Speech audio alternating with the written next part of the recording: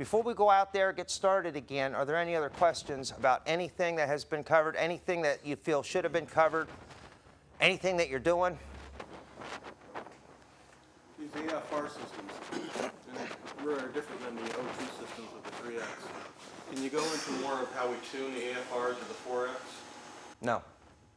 We're still working. We have the 4X, the handout that I gave you outlines everything that's going to be in the 4X, and I threw in what we're working on trying right now for the O2 circuit.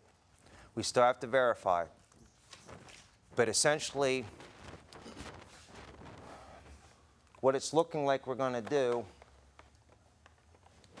is you have on your signal on an AFR basically something that goes like this, all right? And what we're going to do is we're going to increase the gain, which means that when the input here is 0, the input here is 0.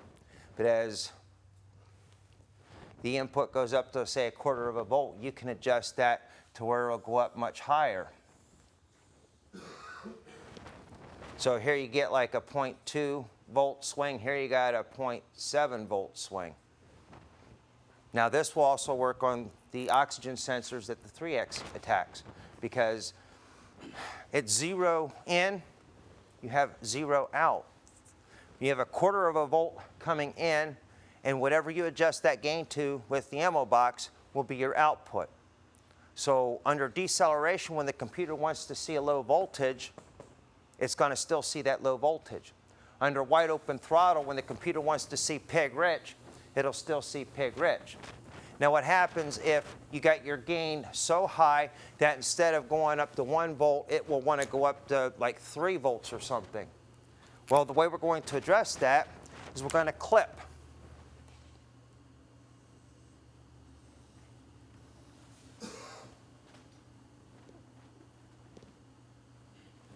So this might be your input, and then that'll be your output. Because if you go too high on the voltage, you're going to get a high voltage reading, a short to voltage, whatever kind of a code. So that's what we're looking at doing right now. That's the direction that we're heading in. Of course, like 03 Toyota, it's got 3 volts being pumped in to the AFR, and then its output range is between 3 and 4.5 volts. Dennis's AFR doesn't really have any voltage being pumped in on the reference, and its output is between 0 and 1 volt. That's according to the book. Dennis's we've seen as high as 1.2 volts. That Toyota actually saw 5.11 volts. But typically, everything I've been able to find, you have a 1 volt swing or a 1.5 volt swing according to the manuals. So one of the selects in the ammo box is, do you want a 1 volt swing or a 1.5 volt swing?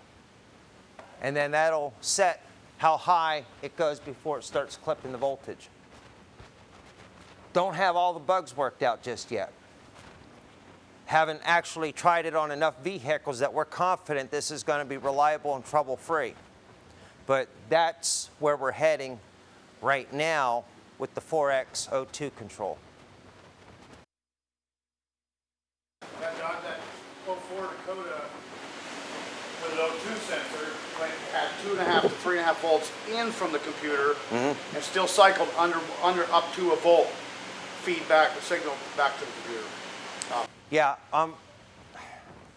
it's a little overwhelming because we have a sensor, the AFR sensor. It's the same sensor on a Toyota as it is a Chevy.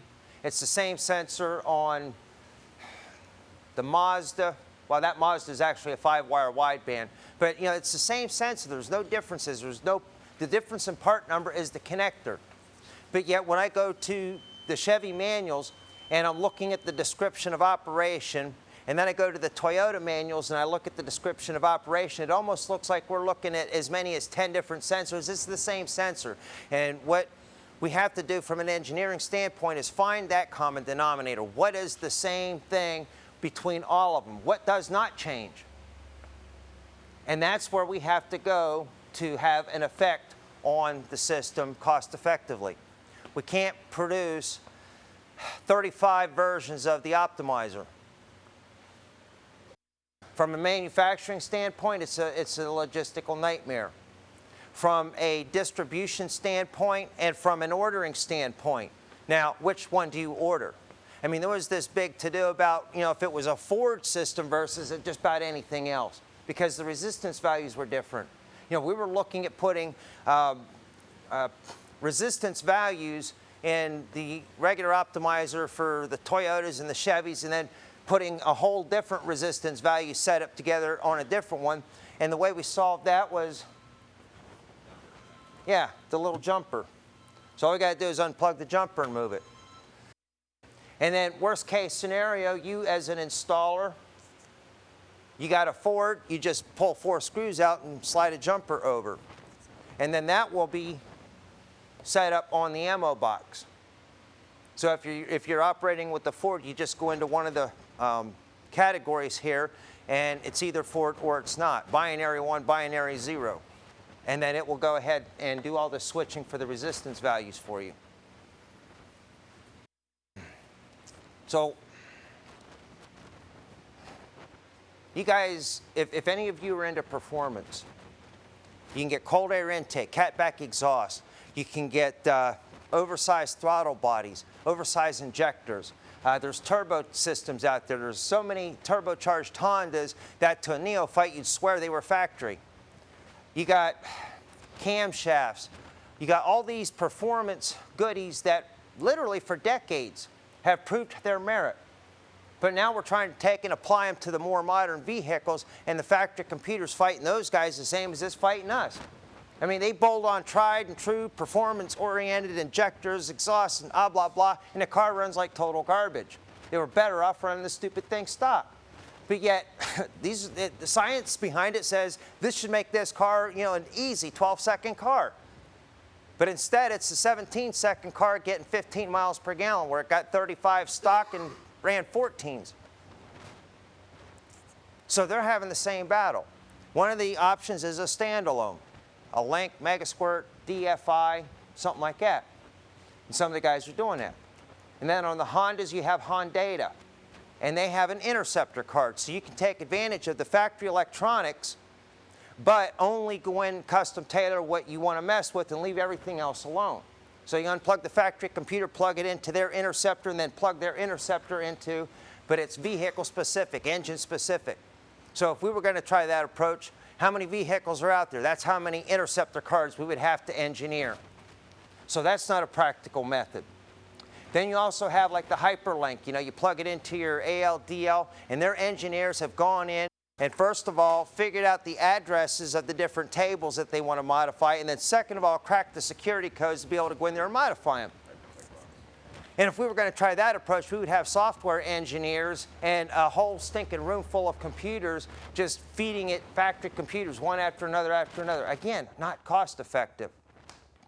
Now let's take a look at the performance industry as a model. Let's look at what they're doing. Because let's face it, they probably have $10 million. The industry as a whole throws $10 million into improvements and innovations for every $1 the fuel economy group gets. I mean, the performance industry is a mega billion-dollar industry. The fuel economy industry is a bunch of garage guys that are trying to slap together resistors, little stainless steel, hydrogen generators, whatever. We don't have the kind of clout that the performance side does. The performance side, though, cannot compete with what we're doing here. We are breaking new ground. This has never been done before. There's nothing out here that we can hold up as a model and say, well, all we got to do is tweak it for fuel economy. We're starting from ground zero. This whole training program has never been done before. There has never before been an organizational effort that you're a part of. There is no model that we can look to and say, well, all we have to do is just tweak it for our uses. We are, Dennis and Allison from their side of things, and Jimmy and me, and then the dyno guy with the PICC and the electronics guy. There's a group effort here, and we are treading where no man has tread before. We're pulling you in, and we're trying to work the program, and we're making mistakes, and we're learning from them, and we're improving. You've been to a class before, and you've been to a class before. Are we succeeding and improving? Oh, yeah. Absolutely. Absolutely. Are we there yet? You better shake your head no, because that means there's no more room for improvement. Yeah, there's still room for improvement. And I pray to God that we keep improving and we make the system better. I mean, the hardware, the software, the training program, the infrastructure of the marketing and the distribution and the manufacturing. This is an ongoing process, but it's never been done before, guys. This is something that's going to be written in the history books about. It's just that big. And we're doing it on a shoestring budget because we don't have the kind of budget that the performance industry has. And if you want to go to a bank and I'm building, a set of pistons, here's the technical results, here's the way I intend to market it. If you just give the financier all the stuff that he wants to see, you got the money and you go and you plug it into the machine, pistons get cranked out, and money rolls in. Now, what kind of a banker is going to go, yeah, sure, I'll write you a $10 million check. You're going to start building fuel economy stuff for everything and anything on the road with basic electronics that are universal. You're going to do it through a network of dealers worldwide. Wait a minute. I don't have a model for any of that. How am I supposed to know I'm going to get my money back? Can you see just how far away from the norm we're going to try to achieve what nobody has ever done before? But you know what? I'm not going to make it work. I'm not going to make it fail on my own. Whatever happens, I'm a small part of. You're a small part of. You're a small part of. You're a small part of. I have to do my part, or else you don't have a chance. Dennis has to do his part, or you don't have a chance. The dealers have to do their part, but you know what? The dealers can go out there and kick butt and sell kits left and right, but if they don't have anybody to install them, they go under. They need installers. Where do they get installers? Well, someone's got to train them. So we need trainers to go out and do the training. Boy, this is so complex, and it's like a machine. All you got to do is knock one connecting rod nut out of the equation of a running engine. A complex engine with hundreds of moving parts, you take one nut off of a connecting rod and the whole thing goes. We're all nuts. We're all important. And we're going to do what has never been done before. We will be the model in economics books. We will be the model in engineering books. It's just overwhelming. So I wanted to share that with you. So if there's no further questions, then we'll go out there and get started again. Yes, sir. Yes. On page 25, it mentions that we start with 2.5 cups of distilled water and 3 tablespoons of the caustic. Yesterday, you mentioned using. That was brought up using tablespoons instead of 2 tablespoons. Okay, remember we just said things are evolving. 3 is about where you'll probably end up with. If you start out with less than that and then increase the concentration, it's like starting out rich and then leaning out to where you want to be. If you're already too lean, what's your point of reference when you go on your test drive? It's already too lean. You try leaning it out further and you're lost. If you start out with a concentration that's all, right there, well, there's another mistake also because the instructions on the website that if Jimmy shows up today, he'll let you know about, says that you can hook up the red wire of the optimizer to either a key-on crank voltage source or the fuel pump relay. I don't know who put that fuel pump relay nonsense in there, but I'm aware of 2 incidences where the red wire for the optimizer was hooked up to the fuel pump relay output. And both of them had issues. The one was a neon we tried to do in the shop here would not start. And my buddy told me that one of the 2 vehicles he was supposed to try to straighten out at the class that he held this weekend, they had that. It was a Chevy Malibu, 02 Malibu or something. He said it was just giving them fits. And all they did was they took the red wire from the fuel pump relay and hooked it up to the reliable source. So yeah, there's going to be errors in printing and publication, and as we find them, we'll try to weed them out. So, Which is the preferred method? Starting with 2 or 3? So start around 2.5 and then add as you need to. that sounds good. Start around 2.5, add as you need to. Start at 2, add as you need. You're going to get the hang of it to where after you do 3 or 4 of them, you know almost exactly how much to put in. But that amount will actually vary from vehicle to vehicle because the charging system voltage is going to vary from vehicle to vehicle. So we can pull something in here and we can have it idling there. We can throw a voltmeter across the battery and it'll say 13.2 volts. It might say 12.8 volts. Then again, it might say 15.2 volts. And so remember, watts is volts times amps. And we're telling you to tune for amps. So if you have a lot of voltage going in there, you know, 15 plus volts at 15 amps, you get a lot more watts of energy trying to crank out that water fuel. If you have a low charging system, poor grounds, whatever, and it's only cranking out 13 times 15 amps, there's a whole lot less energy in there. And so some vehicles, even at 15 amps, are just bubbling and frothing and just foaming. So you got to drop it, you know, lean it out a little bit to get her down around 14 and a half. And hopefully Jimmy will be here to go over that more in depth with you because he's real good at that. I like having him do that. I don't have to put all the protective stuff on and get nasty and, you know, threaten ruining my really nice suit. I got this in Korea, Seoul, South Korea. I was over there doing some consulting. And I took what I thought was a pretty decent suit. And the guy that was paying for all this took one look at me and he shook his head and they turned to his assistant, started mumbling something in Korean.